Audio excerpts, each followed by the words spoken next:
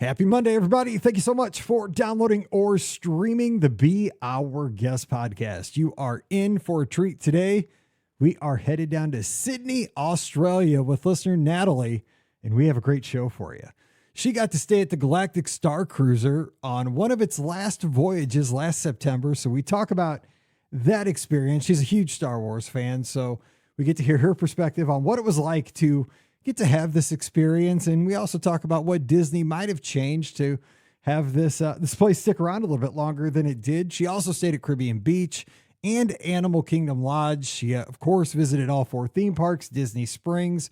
We talk some great dining at places like Artist Point and just, having corn dog nuggets and getting around to Polite Pig and just spending time with friends and family during this trip and making the most out of every single day. And at the end of the day, saying, what was your best memory of today? What did you like the most? And I think we could really learn lessons from today's show because every day is a gift and they really made the most out of every minute on their trip. So hear today's show and get ready to have some fun. Don't forget our podcast brought to you by the Magic for Less Travel. We'd love to help you plan your next Disney adventure for no additional cost to you. Check out all the details right now over at themagicforless.com. Please also use our Amazon affiliate link. It's beourguestpodcast.com/Amazon. And finally, thank you so very much to our Patreon supporters. You guys make this show possible. We could not do this without you. And you can support us as well. It's just $5 a month, and you'll get a bonus show every week. It's called Mike in the Midwest. So come on over. Join us this week. It's patreon.com/Be Our Guest Podcast. Ready to take a trip to the world? You found the Be Our Guest Walt Disney World Trip Planning Podcast. This is where your memories come front and center on our podcast stage.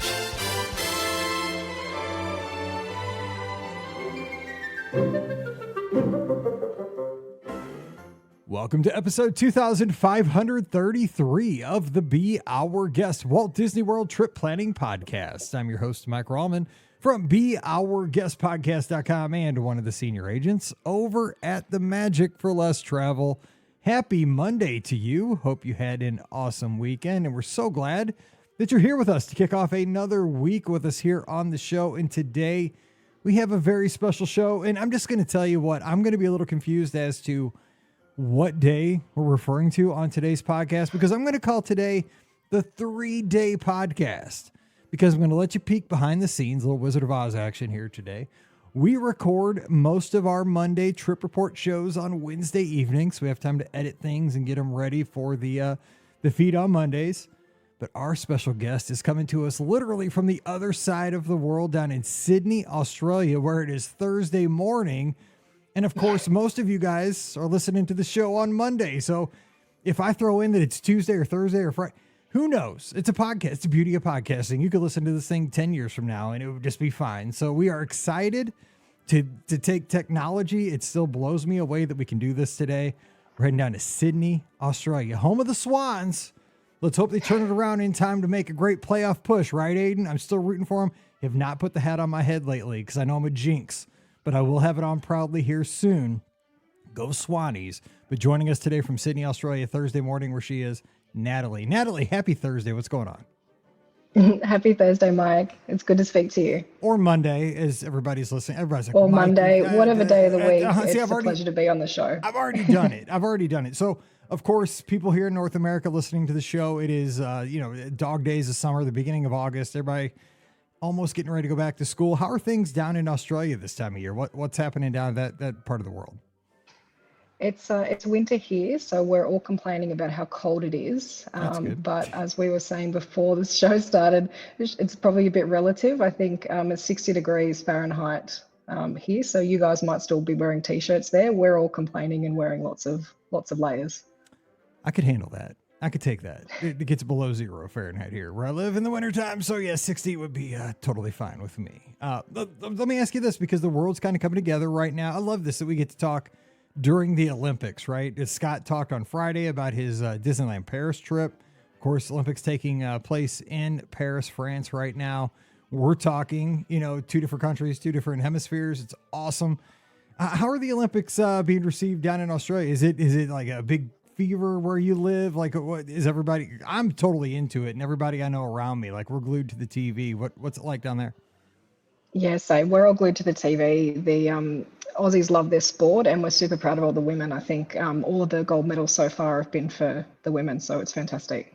I know there's a rivalry between the U.S. and Australia in swim. At least they're making it out on our TV, the swimming thing. Like, we got to beat the Aussies in swimming. And the rugby thing was a big deal with the women. But I think the Aussies and the United States swimmers have a little bit of a right, something with cowbells. I don't. Maybe they don't make that out in Australia, but they're making it really out on TV. I don't know, but we'll see. I think so. I don't know if it's just the media, but I'm sure our guys are just trying to do their best and compete against themselves rather than against other countries. Exactly. But makes for good TV. I mean, absolutely. and they're all amazing athletes. It's just like, it's unbelievable anyway. So it'll be fun. I root for everybody. I just want to see everybody do a great job. But of course, it'll be fun to watch. And it's great. So let's talk. We have so much to talk about. Let's jump into your trip. But real quick, though, I love hearing people's little backstory about, you're in Australia. What's it like being a Disney fan down there? I mean, do you have a lot of content, a lot of contact with the Disney product being down in that part of the world?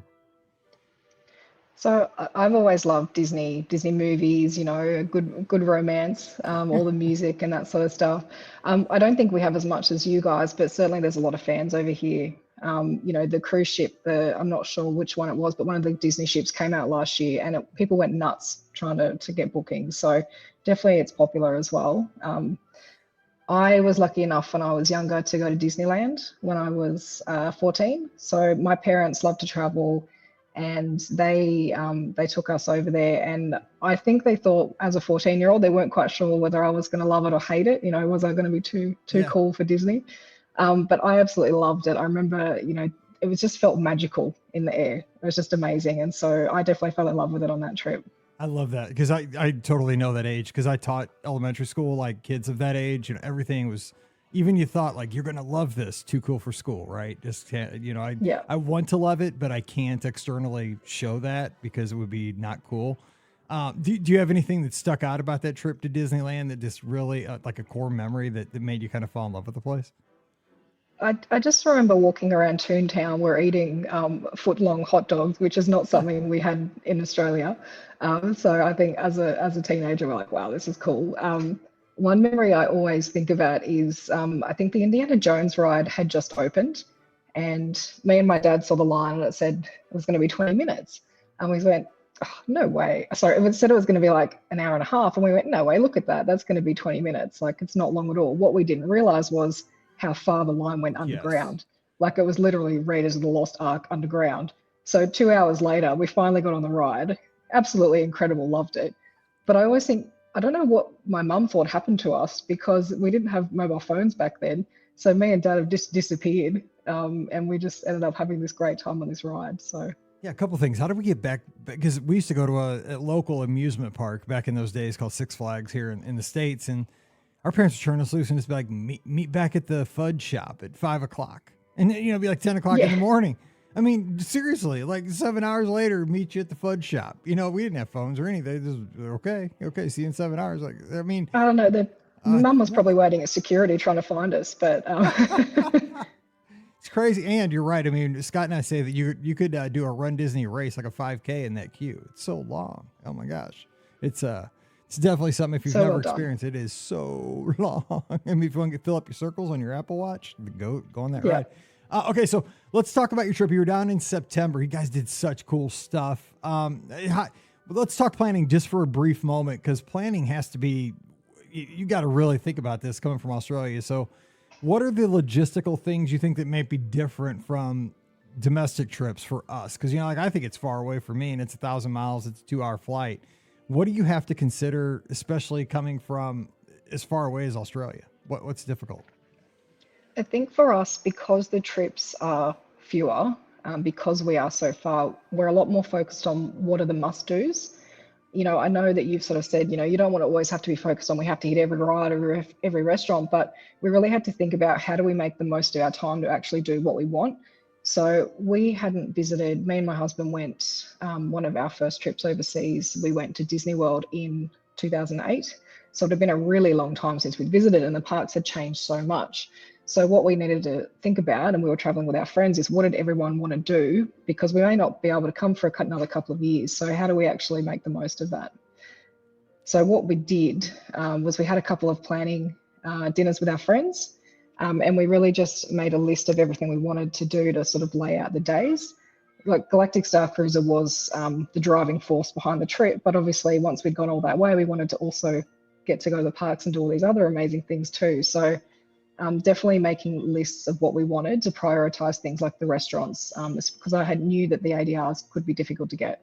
I like it. So you really kind of went, and you were down in September. So was Starcruiser, because this is at the end of Starcruiser's voyages. This was the end of the Starcruiser's lifespan. Was that kind of the driver for this trip? Like we had to get there before it closed. You guys big Star Wars fans? Well, we'd actually had it booked like a year out. We had always, when it opened, I was obsessed with the thing. We're big Star Wars fans, but I was just obsessed with it because it just looks such a unique and incredible experience. I've been following it since they announced it, 5 years ago. And my friend was saying, when are we going to go back to Disney? I said, we're not going till they build that Star Wars hotel. Like, we're gonna do it. And so we had originally planned to do it a little bit further down the track, because when it opened, it was obviously quite expensive and more expensive than I thought it was going to be. But I was looking at Instagram every single day and showing my husband pictures, and he said, listen, you obviously want to go. Let's just book it. You don't know what's going to happen. It is expensive. It is different. Who knows? And I said, well, like, they're not going to close it. Like, what are you talking about? He's like, listen, just book it. And so now he's claiming to be some sort of future teller, because he predicted this. And we thankfully managed that our booking was the fourth last one. So, yeah. You got to he saw the future there. It was very impressive. He saw the future. So maybe Disney want to hire him as some sort of consultant. I don't know. Well, sometimes you can speak things into being. Sometimes you just don't know. So let me ask you this. So you were really wanting to do this. You saw the experience and you said Disney's really good at bringing thematic places into the real world. Yep. When you finally got to experience it, because a couple things I want to ask you about this, because we got so much. I want to kind of throw everything in here as much as we can over the next 45 minutes or so. What, like, we've all kind of heard people say like what they liked about it, what they thought Disney could have changed. What were your overall impressions though when you got there? Because you came from such a distance, you had such impressions, you've been kind of following it from day one. Did it meet your expectations? What was it? I mean, just tell us what you thought. Yeah, absolutely. That Disney, as you've said, is incredible at creating these experiences. And it was like we were walking into a Star Wars movie. Every single thing was beautifully themed, down to like the remote. The TV remote could have just been a normal remote, but they'd even themed that. The food was incredible. The actors they had were incredible. I think the experience was designed to be immersive. We're not cosplayers, we're not into that sort of thing, but we do love a dress up. So our crew, so I was traveling with my husband, my best friend, her partner and daughter. Only my husband and my best friend went with us because we're the Star Wars fans. The other guys stayed behind, but we made the most of it by dressing up, just because who doesn't love a dress up? And we were never going to be able to do this thing again. So we just loved running around, doing all of the missions, the lightsaber training, the stuff that, you see on the movies that you would never be able to do in real life. It was phenomenal. They just did such a good job. What I did here, so I listened to another podcast which is on Galactic Starcruiser. Hopefully I'm allowed to mention. No, it's totally fine. Yeah, no, I'm a fan of all podcasts. Let's give them the love. So Heroes of the Halcyon is a podcast dedicated to Galactic Starcruiser, and I'd heard them talk about how you're so immersed that you don't remember to take photos. Now, Mike, that was not me. We are never going back on this thing. I documented every single bit of the shit with. I'm so glad to say that because I'm kind of cheap, right? Now I buy souvenirs here and there, but I'm always taking pictures because they're free. And then when I come home, it just makes my heart warm to see pictures like 5 years later of a random like running track on a Disney Cruise Line ship or something. I mean, I'm just the pictures are what bring back the stories and the memories. Absolutely. So I'm glad you did, because when you said that, I'm like, oh my gosh. And plus, now that it's an extinct, not attraction, but it's an extreme, basically resort or experience. Wow, those things are not only personally connected to you, but you have something that nobody else can go back to get. I mean, those are valuable. Yeah, absolutely. So my friend has, there was a mission where Chewbacca's come on board and you need to hide him to get him to engineering to hide him from the First Order, like the bad guys. So everyone's pretending to do this ship tour to hide him. And my friend in the middle of it gets a selfie with Chewbacca. So while everyone else is like playing along with the story. My friend Lisa's just got this memory forever of this Chewbacca selfie. So just those sort of memories are just something you can't do anywhere else. I would get along well with that friend of yours because I would totally be taking a selfie. Chew would be like, "You're gonna get me taken by the first order," but selfie. Okay, let's yeah. Just before seconds. You say from the first order, get this selfie. Exactly. Kylo Ren's coming. 2 seconds. Okay, here we go. No, I like that friend. I like the way he thinks. Well, I'll have this forever. You'll be taken off in that ship, and Kylo Ren and Rey will be fighting over, and it's gonna blow up. And I've seen the movie, but anyway. No, at least we got our photo. We all have the picture for the rest of my life. It'll look great on my mantle. It'll be great. No, but that's so. Let me ask you this though, because you got to experience it. And I know we have lots of friends who are like hardcore Star Wars fans, also Starcruiser fans. Shout out to Ella and Dr. Kai and a lot of folks. What would you say that since you've experienced it, what could Disney have learned to maybe keep this thing going? Was it strictly a cost thing in your opinion, or was it something that maybe didn't? Why, in your opinion, everybody's got opinions, right or wrong, but I mean, what made this thing go out of business? I think I keep on these other things that I've read on the podcast, they talk about the marketing not being correct. And I think that's probably it. People didn't understand what it was, and all they saw was this huge price tag. But anyone that I know who's gone has said that they saw the value in it. So I think people had this misconception that you needed to be this fully immersed cosplayer and to do that sort of thing. What was brilliant about it is you could do as little or as much as you wanted. While some people were doing these missions and pretending to be these characters and living their lifelong dream, we were hanging out in the sublight lounge, and there was cocktails, and you could do what you wanted, or you can go and just like take the photos, or just go and enjoy. You didn't have to do, I think, the level of what people thought, if that makes sense. Right.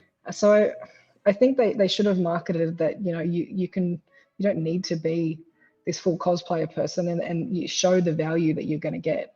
So have you ever done a Disney cruise, or are you a cruiser?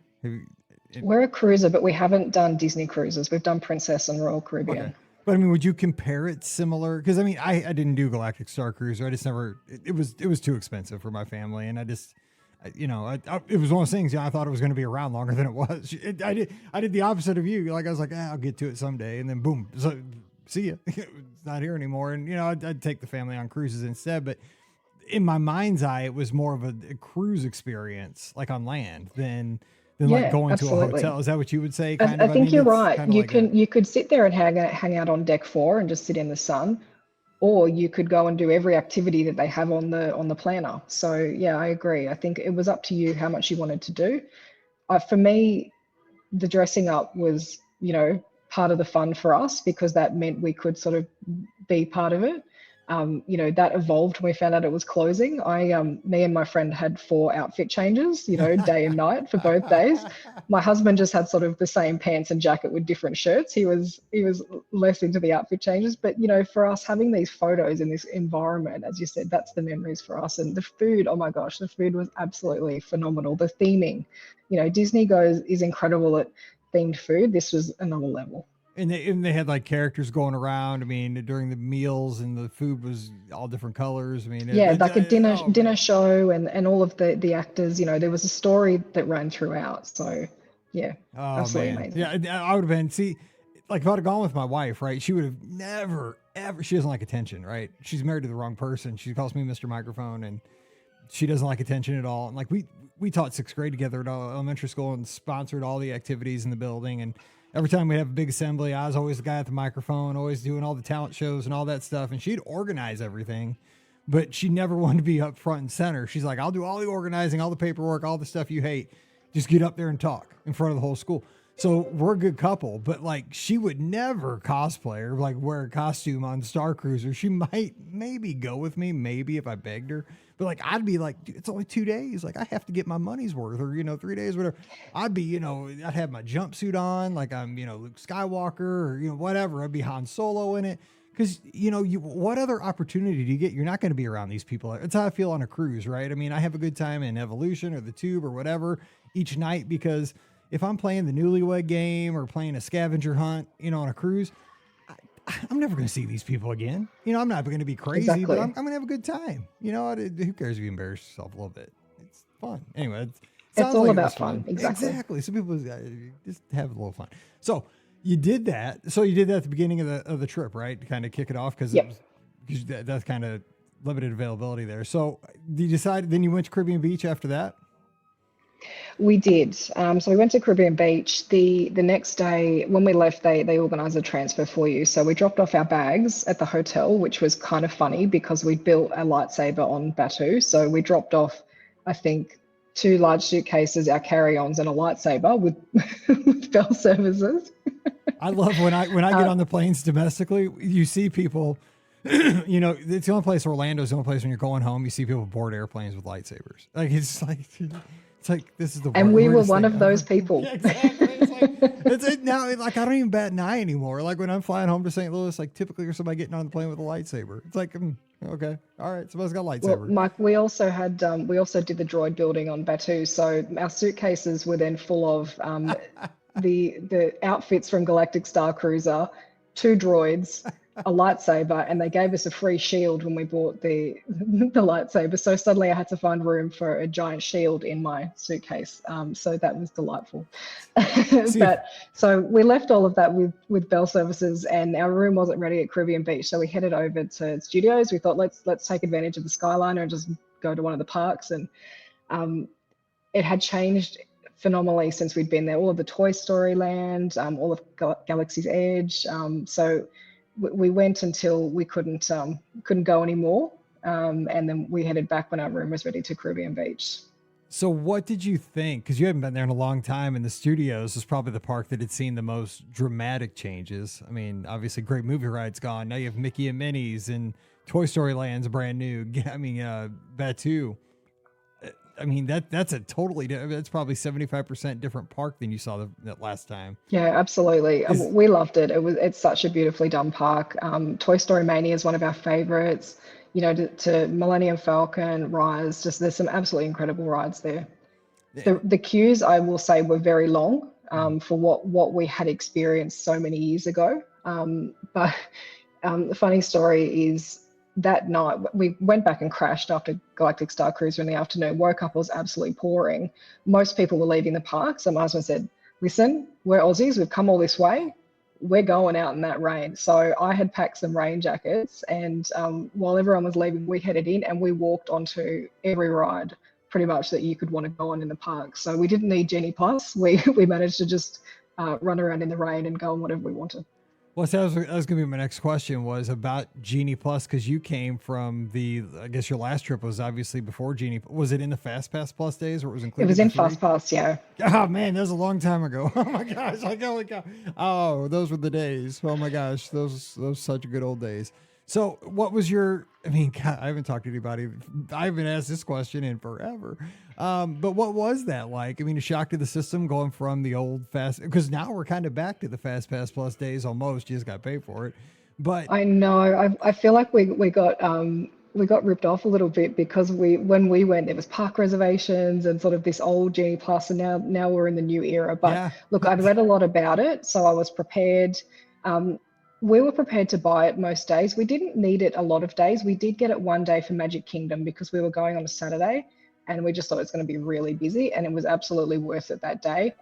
We used it for a lot of rides. My favorite has always been Big Thunder, so that was my first pick for it. But we even used it throughout the day. I wanted to get a picture with Mickey, and the queue was 50 minutes, so we just walked on to get a picture with Mickey. So definitely we used it quite a bit on that Magic Kingdom day. Yeah, I mean, I've bought it one day at Walt Disney World. It was just the day we got off the cruise in 23 last year after the podcast cruise. My oldest daughter, had one day to go to one park before she had to go back to Chicago to go back to work.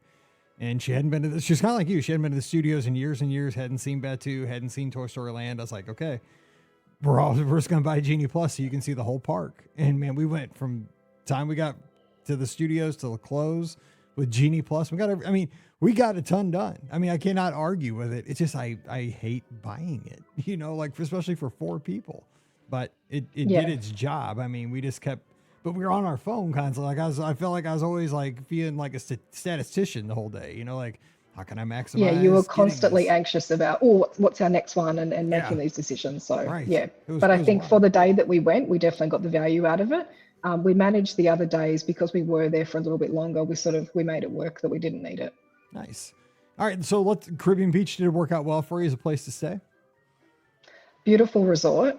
I think we were in Jamaica, so it was sort of 5 minutes over to the shop, and then sort of maybe 7 minutes to the Skyliner. It is an absolutely enormous resort though. So, it's absolutely huge. So we definitely felt it when you're coming back off the Skyliner in the middle of the day for a nap and it's 1,000,000 degrees, that walk back from the Skyliner seemed really huge. It is, because I run there when I stay there, and it is gigantic, especially if you run down to the Trinidad and Tobago, where the pirate room used to be. Oh my gosh, because I go down to the other side of the bridge down there. It's big. Absolutely beautiful. Did you ever? It is. I do like it. Did you ever go over to the Riviera? Maybe enjoy a little Primo Piatto, anything like that? I hope you did. I was very tempted. Just there was so much to do. We just didn't make it up there. So I was disappointed to miss out on your favorite sandwich. But maybe next time. Next time. It sounds like you guys ate okay. I see your notes. You did okay. We ate pretty well, and we love our food. I wanted to eat more, but there's only so much you can eat. I'm right with you. That's how I feel. Like I go down with the best of intentions. I'm gonna have, especially with this podcast. This podcast is terrible because all day long I'm looking at the clubhouse, and everybody's posting in the clubhouse, the channel about dining. Like, you got to take this snack, you got to do this, man, I only have one stomach. You only get 3 squares, a couple snacks a day, and that's it. I can't do all this. I want to, my heart wants to, but I'm trying. Okay, so you did that. You stayed at Caribbean Beach, and so what were some other highlights though from the theme parks? Let's and then we'll talk a little dining. But you said the studios was a shock. Magic Kingdom, you used Genie Plus. You were there on a Saturday. Anything stand out as far as changes at the Magic Kingdom or highlights over there? We did Seven Dwarfs early. I think I just love the nostalgia of Magic Kingdom. It always just seems like the most magical. So we definitely enjoyed that. And going on, as I said, my favorite's always been Big Thunder. Absolutely love that. We went on it at night as well. I know Scott had said that it is thunderier at night, and I agree. and it is. That was really cool. Definitely at Epcot, we loved Guardians. Although I did find, as you said, the one and done. For some, we love our rides and our roller coasters, but I found this time some of them just made me feel a little bit sick. I don't know if it's some of all the virtual reality. Guardians, everyone was having a great time, and I loved it, but I didn't really need to do it again. I appreciated it for what it was, but I did start feeling a little bit dizzy with all the spinning around. Welcome to my world. It was upsetting. It is, right? It's like, it's a shot of reality right there in the arm. Like, I don't need this. Like, I should be able to ride this 6 times, but I can't. And I agree. It's an amazing ride. It's got great audio. It's got great visuals. It's a fun story. I mean, I've never seen the movie. I guess it's a fun story. The raccoon's pretty cool. All the characters look fun. I like to hang out with them sometime, I think. Apparently one of the guys is from St. Peters, Missouri, where I live. I don't know. Somebody told me that. Maybe they're lying to me. But yeah, I mean, I get it. But I can't take that anymore. I just gotta, there's a few things I can't do anymore, and apparently it's Guardians of the Galaxy. So, but it's good. But so was navigating the parks though with like virtual queues. That's something that's new, because you mentioned park reservations. You mentioned Genie Plus. Did you have any issues with virtual queues, and how do you feel about that? Are you pro or anti virtual queue? What I don't love about the virtual queue is I feel like it restricts everyone's access. Not everyone can just queue and go on a ride. Right, if you can miss out. So I was up early, obviously hitting refresh at 1 minute to 7. On the Guardians queue, we got I think a group which said it should be 3:30, and so everyone headed back. My husband actually wasn't feeling very well that day, so we headed back at lunch just to rest, and everyone had a bit of a nap. I woke up and got an alert and said, "Oh, your queue is up in half an hour," and I panicked and jumped on the Skyliner and sort of ran back there, and we managed to get on. I guess I prefer just being able to line up and go on a ride. Same. But look, we got onto Tron, we got onto Guardians, but it did seem to add a little bit more stress than what it needed to. It does, because I'm the kind of person, and I know, like, say some of them you can go like after your window opens, that they're fine with that. But I'm a rule follower, right? But I wasn't sure as well. Like I thought someone might let us do that, but equally someone else might not. So I didn't want us to miss out. Exactly, because I'm like, dude, I'm going to get the person at the, that's exactly how I feel. I'm like, the person that's standing there is going to be the biggest stickler in the history of Walt Disney World cast members. And be like, sorry, not today, sucker. You're not getting in.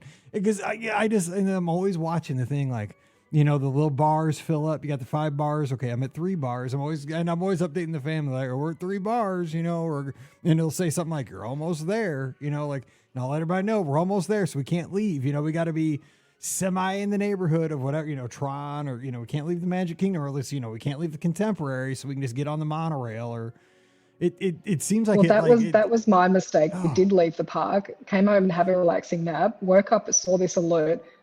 I jumped out of bed, threw back on some clothes, sprinted down to the Skyliner, trying to frantically ring my friends who are at Pop Century, like, "Oh my God, let's roll! Let's roll!"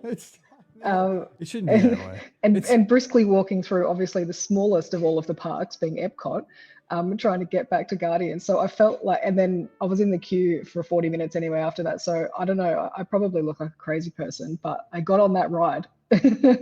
And we call this vacation, ladies and gentlemen. This is what we do. It's so funny because I'm picturing it. Super relaxing vacation. Absolutely. It's exactly stress. That's exactly it.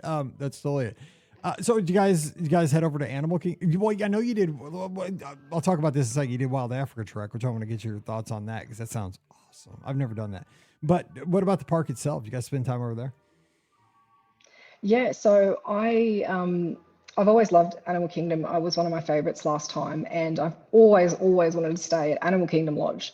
So we moved over from Caribbean Beach to there, and so we had the 2 days at Animal Kingdom, and on the second day we did the Wild Africa Trek. It's a beautiful park. It was incredibly hot though. I don't remember it being that hot on our last visit. My wife has said since she coined this term, and I swear she said it the first time I ever heard it, Animal Kingdom hot. Because we have a picture of when they were building Expedition Everest. It's on my wall. We were back in that corner of the park, and we have it's just the steel structure of Everest when they're putting it in. And I was passing out. And Mallory wasn't even born. Paige, my oldest, was like 10.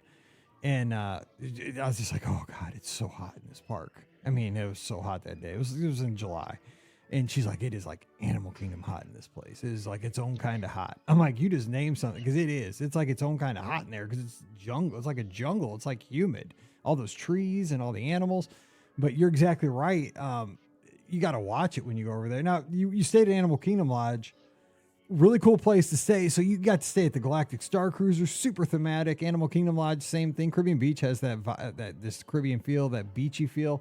You picked 3 really intensely thematic resorts. I like that. You're nice.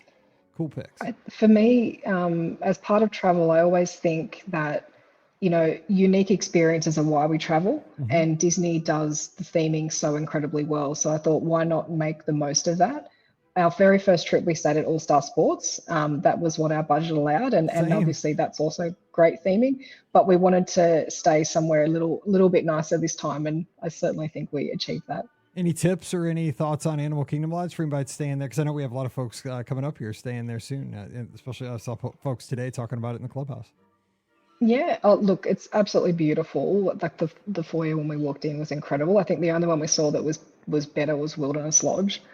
But we booked the Savannah View room. I've really felt strongly that we needed that, and when we walked in, I was like, oh, was this worth the money? I'm not sure. And on the second day, there's a little bit of rain, and we had, I think, every animal around that lodge somehow walking around out in front of our room, and everyone was out just watching it. And so it was definitely, again, a really cool experience that, we wouldn't have got if we didn't stay at that hotel. Yeah, you can go standard view at Animal Kingdom Lodge. You can walk down the hall, and every hall has these kind of corners, these little coves where you can look out. And there's big windows and little couches, and that's fine to look out on the savannah. That's if that's the only way you can stay at the lodge, totally go for that. But there is something special about just right there, basically at the foot of your bed. You just kind of roll over, and it's like a veranda stateroom on a cruise. That's what I equate it to. Again, back to the cruising. Yeah, absolutely. You just roll out there, and a giraffe or like some gazelle are just running right past your little balcony there, or some wildebeest or whatever they are. It's just mean, it's like watching the real life Lion King to me, you know, from where I'm from. Like I never see animals like that. It's just, it's wild for a couple days. It's Yeah, amazing. it was like you said, really special. We're like, oh, there's a giraffe. He's eating this tree, and you know, you could walk out and just and have a bit of a laugh and take some photos.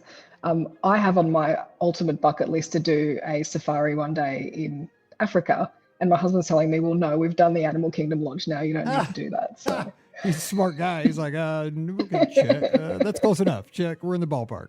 I like it. yep, we've checked that off. He's like, I got you, Galactic Starcruiser. That's good enough. Okay. Okay. So let's talk about Wild Africa Trek though, because that is one of those really cool where you get personal, like you get to go to the next level of, you know, it's not just going to Animal Kingdom. You get to get up close with the keepers. You get to find out inside information. You get to get close to the animals. Tell us about that. Did that live up to the expectations too? Yeah, that I actually think that surpassed my expectations. So the way I've been describing it is it's essentially your own private 3-hour Kilimanjaro safari. So I know a lot of people love going on that ride or that tour when they're at the park. But we had the 3 hours where, you know, you're walking behind the scenes, areas that other people don't get to go. You know, we stopped with some of the keepers while they were feeding the hippos. And, you know, it's the same areas from Kilimanjaro safaris because you're seeing the cars go past, but in different areas. So seeing them feed the hippos, that was so cool. We went on those bridges, which obviously other people don't get to access. I walked very carefully on those bridges. I'd heard some horror stories about people falling or tripping. But you know, you're walking over these areas and seeing all these animals below, which is really cool. And then the highlight for me was they serve you this beautiful lunch in like this little cabin in the middle of the savannah. So again, you're seeing the cars sort of driving past, but you're just getting to sit there and watch the animals yourself rather than just this quick glimpse, you know, and trying to take a photo. So that was just super cool, super fun, beautiful food. And they've got a professional photographer with you. So as we've established previously, I love my photos and things just aren't fun unless you've got the photos to take home with you. But because they had this person, you know, with this incredible camera, I actually didn't need to worry about have I got the perfect picture of that giraffe or that elephant because they were taking way better photos than I was going to take. So I could just sit back and enjoy it. And then they also took some really fun photos and stuff of everyone. So yeah, that was really special. So I highly recommend that for anyone who loves the animal experience. Yeah, one of our listeners actually just got back a couple weeks ago from doing Wild Africa Trek, and in the clubhouse posted a bunch of her pictures that the photographer took during their trek. And I was like, oh my gosh, those are great pictures, like action shots. And like you said, even them eating their lunch, you know, like from a distance. I mean, it was like almost like a photojournalist like type experience, like kind of documenting the day. I was like, wow, that is super cool. Like I'd almost pay the amount for the tour just to get those pictures. It looks so neat. But the other thing is too, like I love Kilimanjaro Safari too. And I've gone on just the safari and I'm always jealous of the folks like you that are up on the top of that savannah there. You know, I can tell like drinking your pog juice and having your sandwiches. I don't know what you're having, but it's a lot better than just sitting on that Jeep and looking at the animals. Like you're living your best life up there. It looks so cool. Well, next time, Mike, maybe you need to pop that on the list to get it done. I know. I just need to do these things. I know. Maybe when I'm down next time, we'll see. I'm always running races. That's my problem. I just need to do something else. I got to get these stupid medals and stop doing that kind of stuff. So, okay. I want to talk dining here in a second, but I know that you, unfortunately, your husband had some illness during the trip and you had to kind of take care of that. So I wanted to share that in case, if you don't mind, just for the benefit of our audience, in case something like this comes up, because sometimes people do have an unexpected illness during a trip and you had to take care of that mid-trip. So how did that go for you and how'd you resolve it? Yeah, happy to share because I think it might help some other people as well. He was feeling a little bit dizzy, feeling a little bit unwell and dizzy on some of the rides when we were at Epcot. Certainly Mission Space didn't help that. That was a grave error. But he was going downhill rapidly. So as I said before, he went back. We took him home from Epcot. It killed me because Mickey and Minnie popped up right when we were leaving, and my instinct was to stay and get that photo. But because I love him so much, we jumped on the Skylighter. That's true love. That's true love. But I'm sick. But Mickey and Minnie are here. but I'm sick. You know, that'd And be a then tough my call. friends were sending us their photos as well, which was even Oh worse. no, No. no, Um, no. so we realized that definitely he needed to see a doctor. You know, we've come all this way. If he's feeling dizzy on rides, we're literally at a theme park to go on rides. If he can't go on the rides, this whole trip is for nothing. Right. So I went and spoke to the foyer at Caribbean Beach, and they said there's a couple of different options. One is that you can ring and sort of get a telehealth appointment, and if need be, they can then take you to their emergency care section, or we can get a doctor to come to the room. So I tried to do the virtual, like the telehealth, but maybe because my number wasn't in America, it just wasn't working. So I ended up ringing the service to get someone to come out. They were fantastic. They talked us through sort of on the phone what the issues were, and they organised for a doctor to come out within a couple of hours. The poor lady, they wrote the room number wrong. So she's walking around Caribbean Beach trying to find us. Oh So my can you imagine? Like, gosh. it's hard enough to navigate that place when you know where you're going. So luckily I rang it and they found us. It ended up being by the time we'd sort of seen the doctor and they'd given us some medication, it ended up being, you know, quite a few $100s. And with the Australian dollar conversion, it was sort of $800. We were luckily able to claim that on our travel insurance. As I said, though, if he couldn't go on the rides and things, it still would have been worth it, even if we couldn't have claimed the money. It turns out he had some sort of water in his ear, and that was giving him vertigo. So they gave him some things to sort of dry that up. What I thought was really cool, we had to get these prescriptions. Some of the things she had on her and others she didn't. And so the prescription service will deliver the prescription to you either at the hotel or the park. And so I was like, how does that work? Am I going to be sitting at 50s prime time having dinner, having my stuff delivered to us, or am I going to be in a queue for rides? And suddenly and they said, no, ma'am, you know, we drop it off to the first aid tent.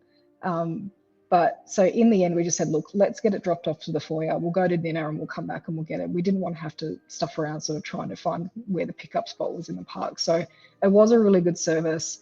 Because we had quite a few days, we were able to swap things around and give him a bit of a rest day. So in the end, he was on the mend and back on the roller coasters in good time. I hope he didn't go back on Mission Space, though. I mean, we will never go back on Mission Space. Good. I was going to say, that's good. I was going to say, don't go back. You'll learn your lesson.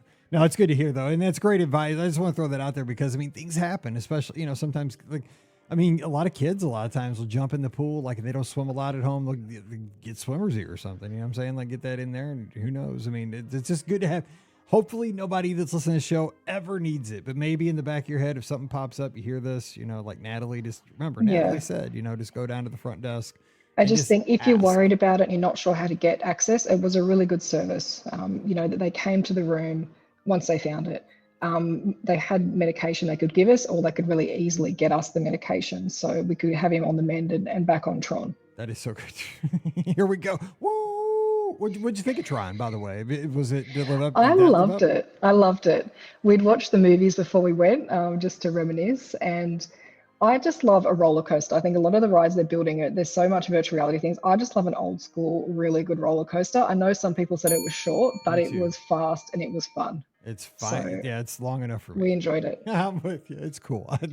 It's neon. It's 80s. It's plenty long for me. Yeah. If it's not long enough, I'll ride it again. You know, go twice. It was our friend who's quite tall. We're a bit worried about him fitting on the bike, but you know, because it is an unusual, you know, seat that you're sitting on, and even that was pretty cool. You know, I run every day, just about run or walk. And so my calves are always like super tight and super sore. And that was one thing when that thing clamped down, but you know, other than that, and then you're gone. So then you don't worry about it because you're just worried about hanging on tight.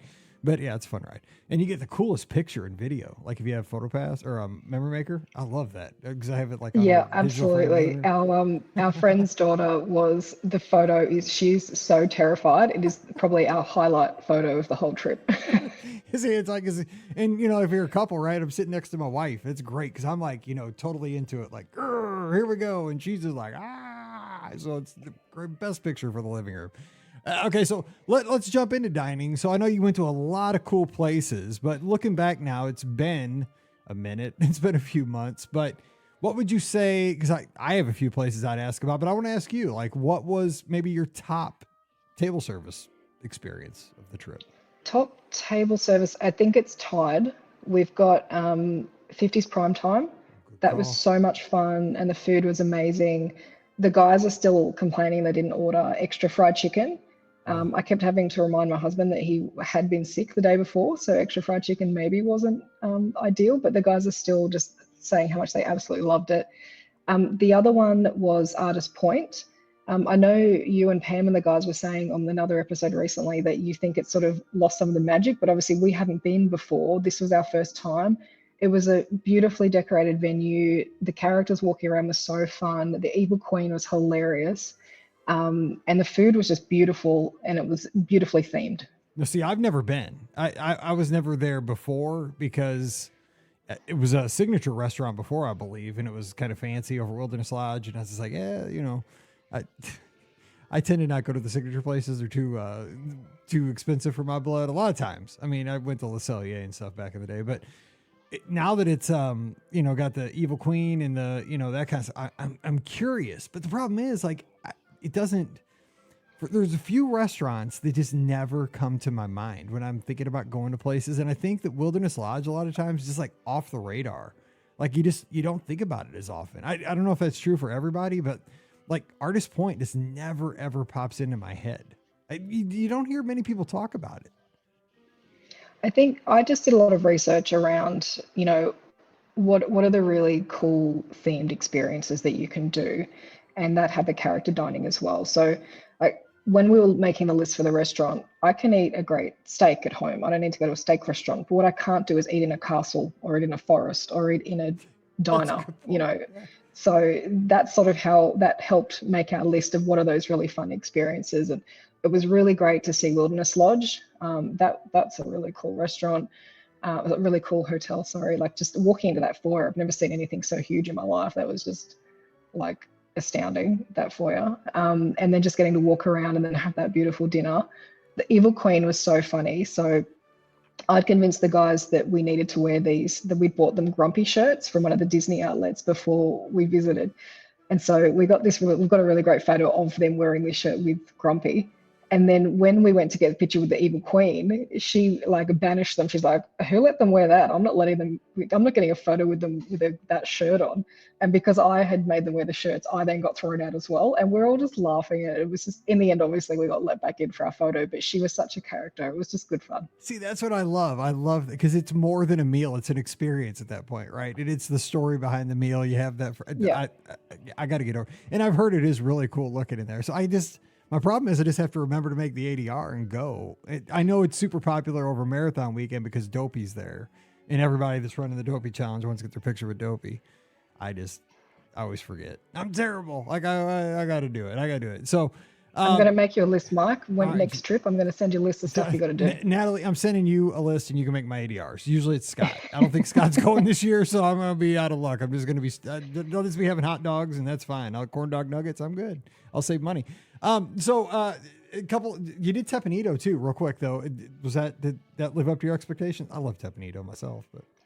That was fun. That was the night my husband wasn't well, so he unfortunately couldn't make it. But no, it was a fun meal, nice food, and I ended up we couldn't eat it all because it was big portions, so I ended up taking him back a plate of box of rice and meat to eat. So yeah, that was really good fun. Cool. And one other thing, kind of like in between there, you guys did get to do Oga's. It's kind of a weird thing since you guys did Starcruiser. Was Oga's a letdown because of how cool Starcruiser was? It's just you'd have a different perspective than most people. I was really looking forward to it, and I think it was a little bit of a letdown. Not so much because we'd done Starcruiser, but we did a late reservation. I'd read about, if you did the late reservation, you can come out of the park and be in Galaxy's Edge when everything's closed and empty, and that was really cool. But because it was later, it seemed to be a little bit of a different vibe. And so our friend with their 14-year-old said didn't really like it because he said it felt like a bar almost, and he didn't really love having his 14-year-old there, sort of in the chaos of this sort of what felt more like a bar than a fun Disney hangout. So we did stay for the one drink and got some photos, but I guess it was maybe because of Starcruiser as well, maybe a little bit of a letdown, but still fun. Yeah. First time I was in there at like 9:45 a.m. and I was like, oh my God, I'm in a bar. I got to buy a drink. It's 9:45 on a Tuesday in the Yeah. morning. I'm like, what am I doing?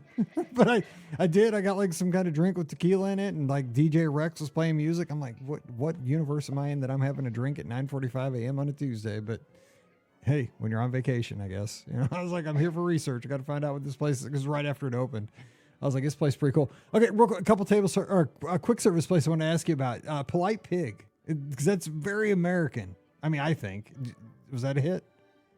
So my husband loves American barbecue. We have a number of smokers in our backyard. He loves to cook it, loves to eat it. So I definitely wanted to have American barbecue in the trip. That was really delicious. Of course, I think we got like a fried chicken burger and a brisket sandwich or something, and some great cookies. That was definitely good. Nice. So what stood out to you though, as far as like other maybe snacks? I saw you even had beignets. You got over to French Quarter. As Oh, far as dining? absolutely. Love the beignets. So after the Polite Pig, I wanted to eat everything at Disney Springs. There were so many delicious looking treats, but I Yes. was like, no, we're going for these beignets. So we jumped on the little ferry, headed over. We ended up getting six.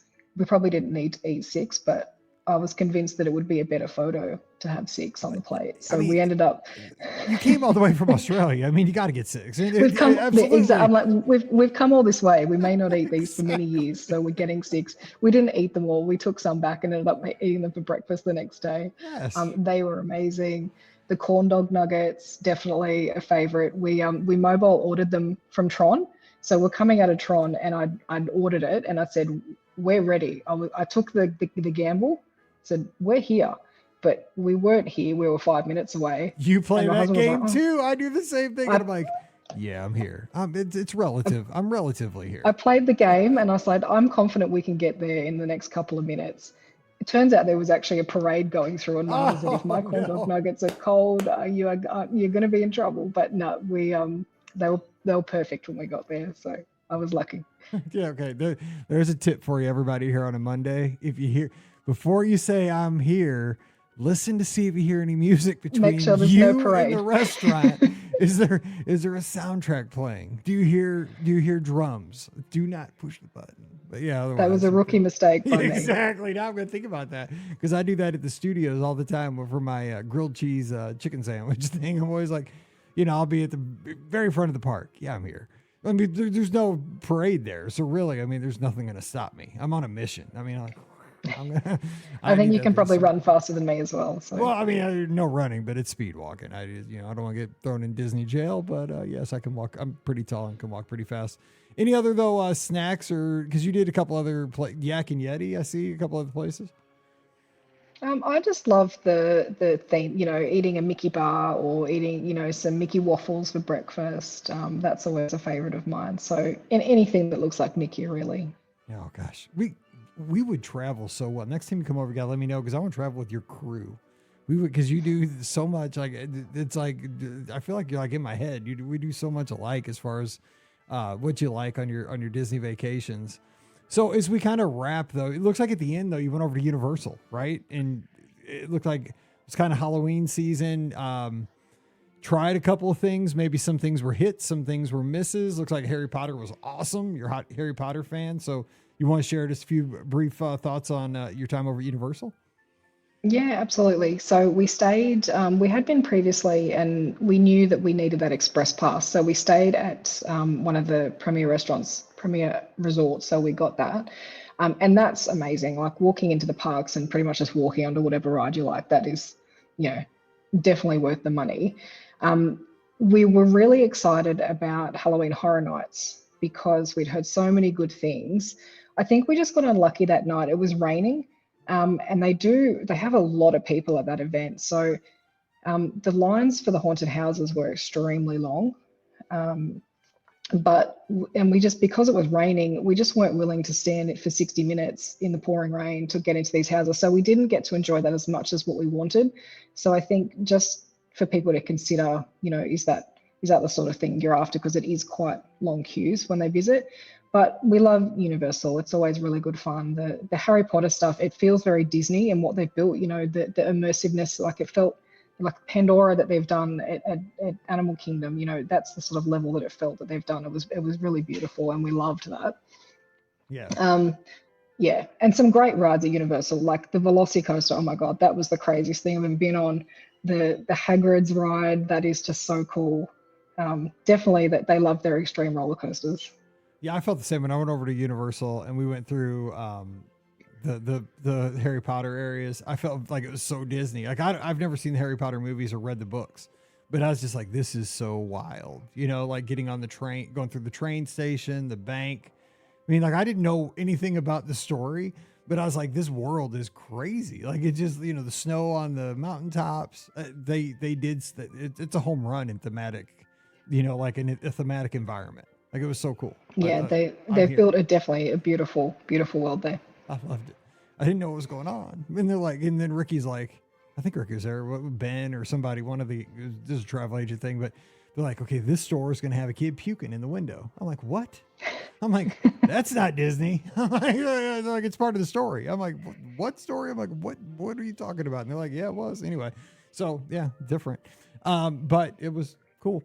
So we got to kind of wrap, but man, what a great, you got to do so much. But as we wrap the show, I always like to ask the guests, like what really stands out as far as this trip? Was there like one special memory? You had so much going on. You did these tours, you did Galactic Starcruiser, you got to be with friends, you got to be with your husband, you know, yeah, you had a lot happening, but was there one like maybe unexpected thing that happened during the trip that you still remember? Any tips you want to leave with our audience? Cause I mean, you have such a unique perspective on things. So the group that I was traveling with, we've traveled together before. We're a good crew because, you know, we like the same things, and, you know, you have that flexibility to say, hey, we're going to hang out ourselves now. So we're good travelers, and what we like to do every day is to say, what's your highlight? Because you can't just pick one highlight on a trip like this. Mm-hmm. Every day you've got something really cool that you've done. So that's something we really enjoyed every day, was saying, hey, what was your highlight for the day? And everyone seems to have a different perspective. One thing that really did stand out for us, which was actually before Disney, was going to the Kennedy Space Center in Orlando. We really loved that. That was, I think we don't get as much access to sort of the space sort of stuff over here as you guys. Obviously, you've got NASA there in your backyard. So that whole place just takes you on the journey of all of the really cool exhibitions. So that was definitely a highlight for all of us. Oh, you're speaking my language. As somebody who worked at space camp for educators, and I'm a space nut, that makes me so happy. Oh man, that you mentioned Kennedy Space Center, because I got to work at Marshall Space Flight Center down in Huntsville, Alabama, and it was my greatest 2 summers of my life. It was so amazing I got to be like on the inside there for a little bit. I saw my first 3D printer, and I was just stood there. I was like, that thing's making real, like it's printing stuff. You know, it was in 2002. I was like, I couldn't believe it. Like the stuff when they took us on this back behind the scenes tour, I was like, that thing is not printing like words on a piece of paper. It's printing like stuff, like it's making things. I know, it's crazy. And now you can just go down and buy one from the shop. Right, exactly. In the end, because we were teaching class, because I had to teach a lesson because I taught teachers at the time for professional development.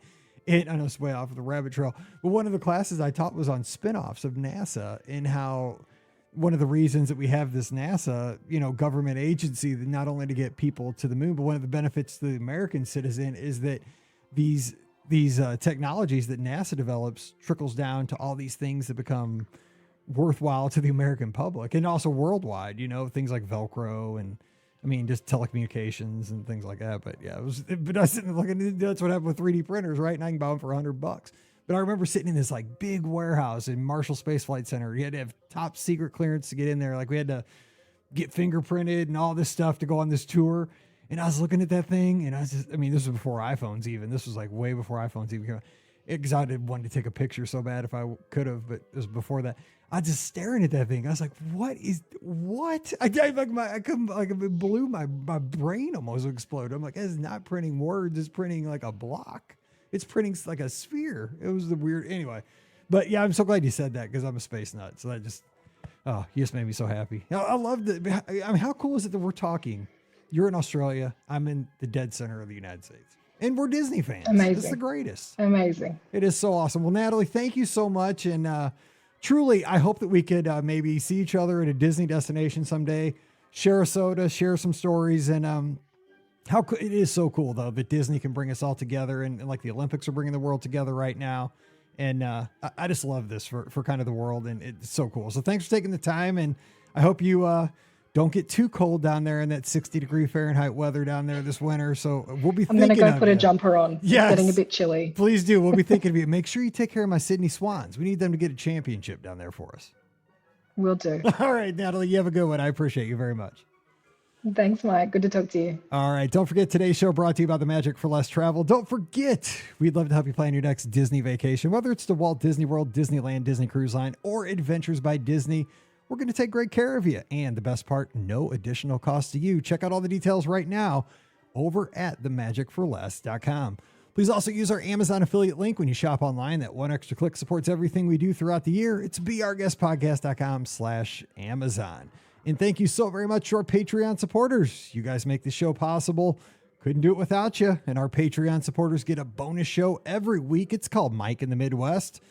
Come on over. We'd love to have you this week. Patreon.com/BeOurGuestPodcast. Give me a follow on the social media. I'm at BeOurGuestMike on Instagram, Twitter, and Threads. And you can also check us out this Sunday night, 7 o'clock Eastern, 6 o'clock Central. We have the BOGP open line where we open up the phone lines and you guys take over the show. You can talk Disney trips. We could talk Disney news. We just have a good time talking Disney, and it's your show. So give us a call, 7 o'clock Eastern, 6 o'clock Central this Sunday night on Facebook, YouTube, Instagram, Twitter, or Twitch. You pick your destination. We'll be there, and we'll be taking your calls. Finally, we'll check you out in the Be Our Guest Podcast Clubhouse. That's our Discord server where we have over 1,000 of our listeners 24/7 talking Disney. You have a question about trip planning? We have a good time, answering them right away. Usually within the hour, you'll get a great answer. We talk about sports in there. We talk about cruising. We talk about everything. You just jump in. You want a friendly face, a friendly Disney fan to talk to. That's where to go. So just swing by today over at beourguestpodcast.com/clubhouse. I'll be looking for you. All right, time to get out of here and let you get on with your Wednesday. Actually, Monday. See, I knew I would do that. It's Monday here on the feed. It's Thursday where Natalie is. It's Wednesday where I'm at. I've blown it up, but wherever you're listening, whenever you're listening, let's hope you have a great day. So for Natalie down in Sydney, Australia, I'm Mike here in St. Peters, Missouri. You guys have a great day. Stay safe, stay healthy, and we'll see you real soon. You've been listening to the Be Our Guest Walt Disney World Trip Planning Podcast. If you have questions, comments, or would like to be a guest on the show, please visit our website at beourguestpodcast.com. Thanks for listening, and we'll see you real soon.